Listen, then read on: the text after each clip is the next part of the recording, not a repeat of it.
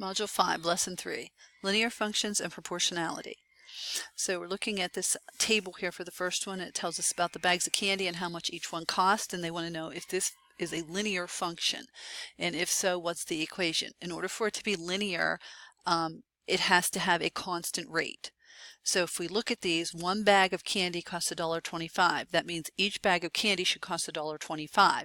So if we buy 6 bags of candy, should that be $7.50?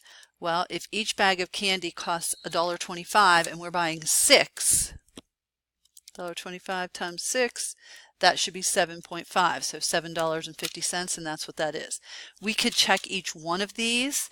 By doing that, we could also divide 225 divided by 2, or 250 divided by 2 would give us 125. 375 divided by 3 would give us 125. So they are all costing the same amount. So is this linear? Yes. What's the equation? Well, y is the cost and x is the number of bags of candy. So if we want to know the cost, we would take $1.25 multiplied times the number of bags of candy. So $1.25 times x. What's a reasonable range for these x values? Well, x is the number of bags of candy. A reasonable range, it doesn't make sense to have a negative number there, so we wouldn't ever have a negative in here. And there's probably going to be some upper limit. You're probably, as an individual, not going to buy, hundreds or thousands of bags of candy, but if you owned a store or a business, you may. So we're going to say that we want our x values to be positive, which means x is greater than 0. All right, our second one. Walter walks at a constant speed of 8 miles every 2 hours. We want to know if this is linear, and if so, what's the equation? Well, in order to determine if it's linear again, we have to make sure that the rate is constant. So it tells us he's walking at a constant speed. That means it's going to be a linear function. Now, what is the equation for this function? Well, we have to figure out what his speed is. Remember, in order to calculate rate, we take our distance and divide by our time. So we're going to take 8 and divide by 2, which is going to give us 4.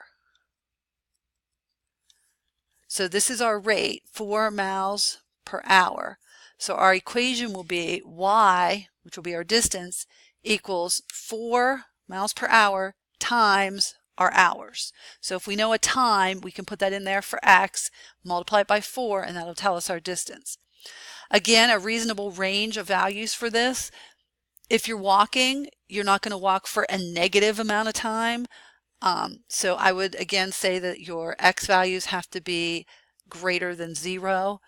They could be 0. You might not walk at all, but it's not going to be a negative number in here for the number of hours you walk.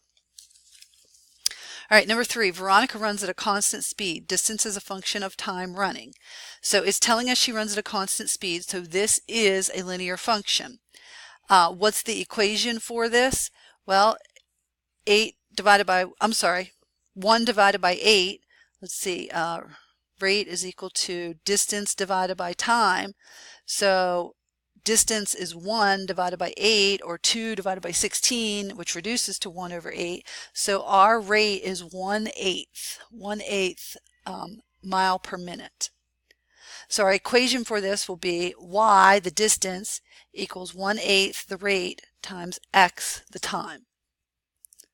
Okay, so we just had to calculate our rate in order to know what to put in the equation. Number 4, water fills a tub at a constant rate of 7 gallons every 2 minutes. So its constant rate. Is it a linear function? Absolutely yes. 7 gallons every 2 minutes. So we're looking for the equation here. If it's filling up 7 gallons in 2 minutes, then 7 over 2, or as a decimal 3.5, would be our rate, that many gallons per minute.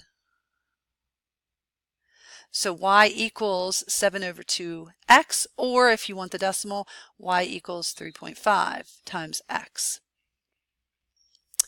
Now, if a tub holds 50 gallons, how long will it take to completely fill? So we're going to use whichever formula here you like, the decimal or the fraction, and we're going to substitute in 50 gallons for our y value. It is not our time. It's how much we get done in that time. So substituting into here, 50 equals 3.5x. We're trying to solve this equation to see what x is. That means we're going to have to divide by 3.5. So 50 divided by 3.5 gives us 14.3 approximately. So x equals 14.3 minutes is how long it would take us to fill up the 50-gallon tub.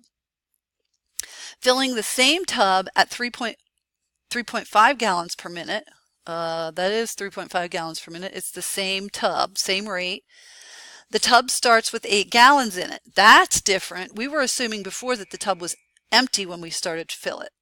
Will it still take 14.3 minutes? Will it take the same amount of time to fill a tub that already has 8 gallons of water in it as it would to fill a tub that has no water in it? Well, no, that doesn't even make sense. So no, it would take more time or less time. It should take less time to fill it if it already has some water in it. Is this function linear? Yes, it is still filling at a constant rate, so it is linear. If so, what's the linear equation? If you think back to when we were looking at y equals mx plus b, m was our rate of change, and b was our initial amount, what amount you started with. So in this equation, y is equal to, our rate of change is 7/2 or 3.5, and our initial amount in this part is 8 gallons. We started out with 8 gallons in it. So you could have that equation or you could have the 3.5 in there as your rate. Either one of these equations would work if you already have some water in the tub. So that 8 gallons is how much you started with already in there. All right, last question. Time in minutes and total volume in the tub in gallons. So this is a different situation. This is different numbers here. At the beginning, at time 0, there's already 6 gallons of water in the tub. After 3 minutes, there's 9.6 gallons of water in the tub. So in 3 minutes, we gain 3.6 gallons of water. Here it goes for 2 minutes and it gains 2.4 gallons of water. And here 5 to 9 is 4 minutes, and in 4 minutes it gains 4.8 gallons of water. So our rate here is the same as slope.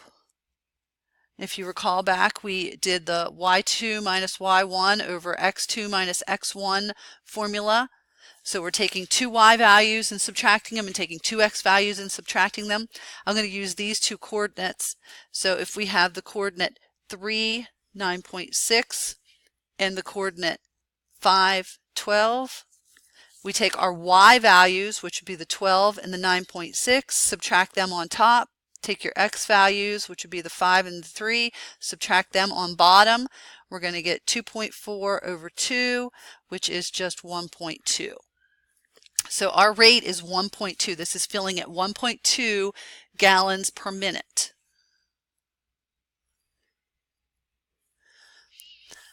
All right, now, is this a linear function? Yes, it's filling at a constant rate. We could see here that it was filling at a constant rate if you divide 3.6 by 3 or 2.4 by 2 or 4.8 by 4, you're always going to get 1.2. So it is filling at a constant rate, so it is linear. What's the equation for this? Well, originally, many people would just think this is y equals 1.2 times x. However, if we try that, let's just take 5 and put it in here. 1.2 times 5 is not going to be 12. It is only 6. If I take the 3 times 1.2, it's not giving me 3.6, it's giving me 9.6. The reason is because at the very beginning, you had water in the tub. You didn't start out empty. So therefore, we have to have our initial amount added on to that. So now it should work. If I take 1.2 times, let's just do the 5 again, times 5, and then I add my 6, I do get 12. If I take my 1.2 times 3 and then I add my 6, I do get the 9.6. So it is working with those numbers now. Okay, but we had some water in the tub to begin with, so we have to have that showing in our equation. How many minutes was the faucet on before we noticed it? Well, at the beginning, we had 6 gallons in there. So they want to know how long is it going to take to have 6 gallons flow through the faucet. So how long to leak 6 gallons? Well, if you take your 6 gallons and you divide by your 1.2 gallons per minute, that will tell you how many minutes or how long it took to leak those. So if you divide that, you get 5 minutes. So it took 5 minutes to leak that 6 gallons of water through.